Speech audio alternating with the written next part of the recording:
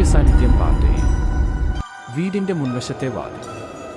ദാസേട്ടൻ പുറത്തുനിന്ന് അതിശക്തമായി വാതിലിൽ മുട്ടും. അർജുൻ വിറയ്ക്കുന്ന കൈകളോടെ വാതിലിനടുത്തേക്ക് നീങ്ങും.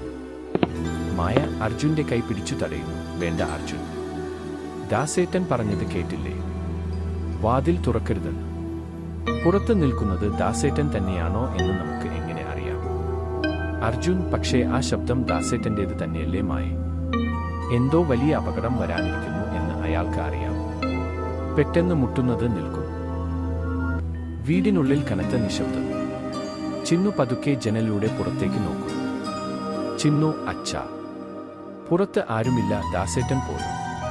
അർജുൻ പതുക്കെ വാതിൽ തുറന്നു. പുറത്ത് ആരുമില്ല. ഒരു കാക്ക പോലും പറക്കുന്നില്ല. പക്ഷേ വാതിലിന് താഴെ ഒരു പഴയ കരിഞ്ഞ നാരങ്ങയും കുറച്ച് കരിയും വീട് കിടക്കുന്നു. അർജുൻ അത് എടുത്തു നോക്കുന്നു. ഇതെന്താ ഇവിടെ? ആരോ ആഭിചാരം ചെയ്തുപോലെ. പെട്ടെന്ന് മായയുടെ ഫോണിലേക്ക് ഒരു കോൾ വരുന്നു. അത് ദാസേട്ടന്റെ മകനാണ്. മായ ഫോൺ എടുക്കുന്നു. ഹലോ.